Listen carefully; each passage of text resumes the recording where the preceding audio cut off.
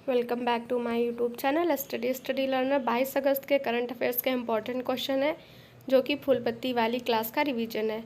पहला क्वेश्चन है, हाल ही में किस देश के भौतिक वैज्ञानिकों ने राक्षस कण यानी कि डायमंड कण के अस्तित्व की पुष्टि की है? तो इसका आंसर हो जाएगा डायमंड कण की पुष्टि है जो यूएसए ने की है। और इसकी है जो भविष्यवाणी 70 वर्ष पूर्व 1956 में डेविड पायंस ने कर दी थी। अभी ये जो 70 वर्ष के बाद में इस कण की पुष्टि किसने की है? यूएसए ने की है। और जब कोई ठोस होता है उसमें इलेक्ट्रॉन होते हैं, इलेक्ट्रॉन में द्रव्यमान होता है और चार्ज है जो निगेटिव होता है। और जब ये दोनों मिल जाते हैं तो उसके द्वारा द्रव्यमान रहित आवेश रहित हो जाता है और उसको कहते हैं राक्षस कण। तो राक्षस कण में है जो द्रव्यमान नहीं होता है, आवेश भी नहीं होता है, ऐसे याद रखिएगा। नेक्स्ट है, इलेक्ट्रॉन की खोज किसने की थी? तो इलेक्ट्रॉन की खोज जे थॉमसन ने की थी। प्लम पुडिंग मॉडल था इनका। न्यूटन की खोज जेम्स चैडविक ने की थी। न्यूटन पर आवेश उदासीन होता है। परमाणु सिद्धांत के प्रतिपादक डाल्टन है। एक्सरे की खोज रॉटसन ने की थी। नेक्स्ट क्वेश्चन नंबर 2 है, हाल ही में चर्चा में रहा ब्रिटिश कोलंबिया क्षेत्र कहाँ स्थित है? तो ये कनाडा में स्थित है। कहाँ पे स्थित है? तो ये कनाडा में स्थित है। और ये जो ब्रिटिश कोलंबिया क्षेत्र है यहाँ पे इनके जंगलों में भीषण आग लग गई है, जिसके लिए कनाडा के पीएम है जस्टिन ट्रूडो, उन्होंने आपातकाल घोषित किया है। और राजधानी क्या है कनाडा की? तो ओटावा राजधानी है। सबसे लंबी तटीय सीमा वर्ल्ड में किसकी है? तो कनाडा की हो जाएगी। नेक्स्ट है, कनाडा में ही मॉन्ट्रियल में COP15 का भी आयोजन किया गया था। और नेक्स्ट है, 16 सितंबर 1987 में ओजोन परत संरक्षण के लिए प्रोटोकॉल कहाँ पे किया गया? तो मॉन्ट्रियल में किया गया था, ये भी याद रखिएगा। गेहूं की सबसे बड़ी मंडी कहाँ है? तो विनियक कनाडा में है। नेक्स्ट क्वेश्चन है, राष्ट्रीय आपातकाल लगता है तो उसमें कौन से अनुच्छेद हैं जो निलंबित नहीं होते? तो आर्टिकल 20 और आर्टिकल 21 को निलंबित नहीं किया जाता है। कब? जब राष्ट्रीय आपातकाल लगता है। भारत में राष्ट्रीय आपातकाल कितनी बार लगा है? तो 3 बार लगा है, 1962 में, 1971 में और 1975 में। 1962 में चीन के साथ युद्ध हुआ था, 1971 में पाकिस्तान के साथ, 1975 में आंतरिक अशांति के कारण राष्ट्रीय आपात लगा था। वित्तीय आपातकाल किस आर्टिकल में है? तो वित्तीय आपातकाल आर्टिकल 360 में है। और ये वित्तीय आपातकाल है, अभी तक कभी भी नहीं लगा है। आपातकाल में फंडामेंटल राइट होते हैं जो मौलिक अधिकार, उन पर प्रभाव किस देश से संबंधित किस संविधान से लिया गया है? तो आपातकाल में फंडामेंटल पर प्रभाव है जो जर्मनी के वाइमर संविधान से लिया गया। कहाँ पे? जर्मनी के वाइमर संविधान। और जर्मनी के जो संविधान है उसका नाम क्या है? वाइमर है, ये भी याद रखिएगा। क्वेश्चन नंबर 3 है, तूफान हिलेरी ने किस देश का सर्वाधिक प्रभावित किया है? तो तूफान हिलेरी है ने तूफान का नाम है हिलेरी, इसने है यूएसए को सबसे ज़्यादा प्रभावित किया है। तूफान हिलेरी है जो श्रेणी कौन सी इसकी है? तो चौथी श्रेणी का ये तूफान है। और ये कहाँ पे आया? तो पूर्वी प्रशांत महासागर में आया। और प्रभावित कौन है? कैलिफोर्निया। कहाँ पे है? ये यूएसए में है। और ये जो कैलिफोर्निया है जो पश्चिमी अमेरिका का ही भाग है। किसका है? पश्चिमी अमेरिका के अंतर्गत आता है। इसकी उत्पत्ति जो तूफान हिलेरी है इसकी उत्पत्ति अल नीनो के प्रभाव से हुई है। अल नीनो है जो गर्म जलधारा होती है और जब तापमान अधिक होता है, वायुदाब कम होता है तो लो प्रेशर बनता है, जिससे तूफान आती है और वर्षा आती है। नेक्स्ट है, राजधानी है जो यूएसए की क्या है? तो वाशिंगटन डीसी है। ये किस नदी पे है वाशिंगटन डीसी? तो पोटामेक नदी पे है। और नेक्स्ट है, जो IMF है, वर्ल्ड बैंक का हेडक्वार्टर कहाँ है? ये है जो वाशिंगटन डीसी में है। न्यूयॉर्क किस नदी के किनारे? तो हडसन नदी के किनारे है। यूएनओ का हेडक्वार्टर कहाँ है? यूएनओ का हेडक्वार्टर न्यूयॉर्क में है। IMF और वर्ल्ड बैंक का हेडक्वार्टर कहाँ है? तो वाशिंगटन डीसी में है। नेक्स्ट है, विपरजॉय जो अभी चक्रवात आया था वो इसका नाम किसने दिया था? तो विपरजॉय नाम दिया बांग्लादेश में। आया कहाँ पर? तो अरब सागर में आया था। इसका नाम का अर्थ क्या होता है विपरजॉय का? तो विपत्ति या आपदा नाम इसका अर्थ होता है। इसके बाद में है असनी चक्रवात का नाम किसने दिया था? तो श्रीलंका ने नाम दिया। आया कहाँ पे था? तो बंगाल की खाड़ी में आया था। मोचा किसने नाम दिया है? मोचा यमन ने दिया है। हरिकेन चक्रवात कहाँ पे? चक्रवातों को हरिकेन कहाँ पे कहते हैं? तो जो चक्रवात आते हैं उनको हरिकेन कैरेबियन सागर में कहते हैं। विली विली चक्रवात कहाँ कहते हैं? तो ऑस्ट्रेलिया में जो साइक्लोन आते हैं उनको विली विलीज कहते हैं, और यूएसए में जो साइक्लोन आते हैं उनको टॉर्नेडो कहते हैं, और कैरिबियन सागर में जो साइक्लोन आते हैं उनको हरिकेन कहते हैं। नेक्स्ट क्वेश्चन है, यूएसए स्थित एक्शन फॉर नेचर ने किस भारतीय को international young eco hero award 23 से सम्मानित किया है? तो इसका आंसर हो जाएगा ईहा दीक्षित, मान्या, हर्ष, निर्वाण, सोमानी, कर्णव रस्तोगी और मन्नत कौर को सम्मानित किया है। एक्शन फॉर नेचर है, ये कहाँ की संस्था है? यूएसए की संस्था है। इसमें है जो international young eco hero award 2023 अभी प्रदान किए हैं। कितने भारतीयों को प्रदान किया गया? तो 5 भारतीयों को दिया गया है। ये जो नाम लिखे हैं इन्हीं को दिया गया है। और ये जो 5 भारतीय हैं जो 8 से 16 वर्ष की आयु के बच्चे हैं, और इन्होंने है जो पर्यावरण सुरक्षा संबंधी कार्य किए हैं, इसलिए इन्हें international young eco hero award 2023 से सम्मानित किया गया है। नेक्स्ट क्वेश्चन है, G20 व्यापार व निवेश कार्य समूह TIWG की बैठक कहाँ स्टार्ट हुई है? तो इसका आंसर हो जाएगा जयपुर में। और ये व्यापार और निवेश कार्य समूह की चौथी बैठक है। पहली बैठक कहाँ पे हुई थी? तो मुंबई में हुई थी। सेकेंड वाली बेंगलुरु में, थर्ड वाली केवड़िया गुजरात में हुई, फोर्थ वाली कहाँ पे हुई? जयपुर में। फिर है G20 के बारे में। G20 2022 को होस्ट इंडोनेशिया ने किया था। G20 2023 को भारत ने इसको होस्ट किया, 18वें नंबर के थे। G20 2024 को होस्ट कौन करेगा? ब्राज़ील करेगा, 19वें नंबर के होंगे। और थीम क्या थी? तो थीम थी G20 की इस बार वन वर्थ, वन फैमिली और वन फ्यूचर, जो कि वसुधैव कुटुंबकम पर आधारित है। और इसके शेरपा कौन थे G20 के? तो अमिताभ कांत इसके शेरपा थे। नेक्स्ट है, WHO का पारंपरिक चिकित्सा पर शिखर सम्मेलन कहाँ पे हुआ है? तो गांधीनगर गुजरात में हुआ है। और G20 के स्वास्थ्य मंत्रियों की बैठक कहाँ पे हुई है? ये भी गुजरात में हुई है। रोजगार की पहली बैठक कहाँ पे हुई है? तो जोधपुर में। शेरपा की पहली बैठक उदयपुर में। संस्कृत की पहली बैठक खजुराहो में। शिक्षा की पहली बैठक चेन्नई में। और पर्यटन की पहली बैठक कच्छ केरल में। और पर्यटन की तीसरी वाली पूछता है तो जम्मू कश्मीर में। पर्यटन की पहली वाली कहाँ पे हुई? कच्छ केरल में। और पर्यटन की तीसरी वाली जम्मू कश्मीर में। नेक्स्ट है, एससीओ विदेश मंत्री की बैठक कहाँ पे हुई है? तो गोवा में हुई है। एससीओ 2023 को होस्ट कौन कर रहा है? इंडिया कर रहा है। एससीओ का हेडक्वार्टर कहाँ है? बीजिंग है।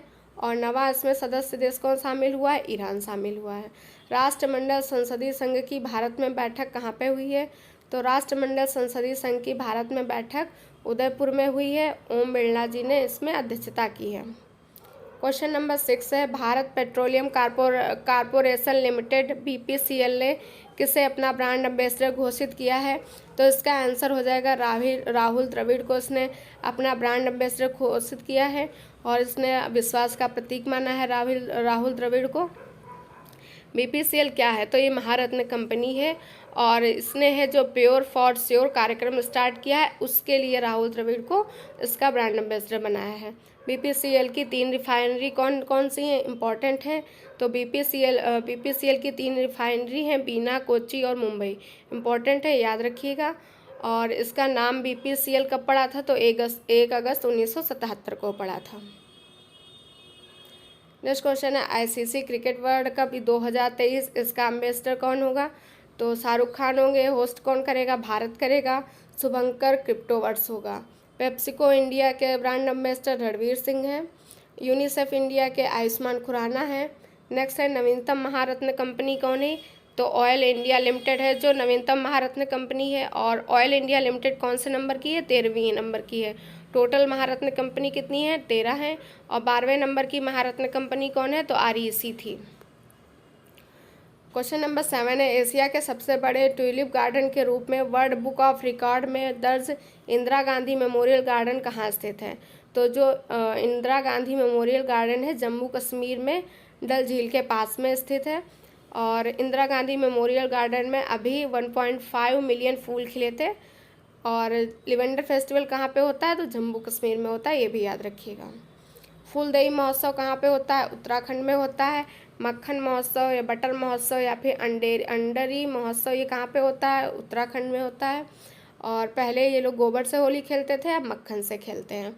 थाईपुसम कहाँ का है? तमिलनाडु का। बथुकम्पा तेलंगाना का सिग्मो फेस्टिवल गोवा में होता है, सरहू फेस्टिवल झारखंड में होता है। क्वेश्चन नंबर 8 है, मातृभाषा में शिक्षा को बढ़ावा देने के लिए कुवी और देसिया पुस्तक का विमोचन कहाँ किया गया है? तो ये उड़ीसा में किया गया है। और इसका विमोचन किसने किया है? तो धर्मेंद्र प्रधान और निर्मला सीतारमण जी ने किया है। धर्मेंद्र प्रधान शिक्षा मंत्री हैं, निर्मला सीतारमण वित्त मंत्री। इन्होंने 2 बुक लॉन्च की हैं, कहाँ पे? भुवनेश्वर उड़ीसा में की हैं। कौन सी बुक है? कुवी और देसिया। और जो उड़ीसा में भुवनेश्वर में कोरापुट ज़िला है, वहाँ पे आदिवासी समुदाय है, उसके लिए इसको स्टार्ट किया गया है। इसमें है जो आदिवासियों की संस्कृति है, खान पान है, वेशभूषा, इसके बारे में बताया गया है। नेक्स्ट है, संघ की राजभाषा किस आर्टिकल में है? तो संघ की जो राजभाषा है आर्टिकल 343 में है। किस आर्टिकल में है?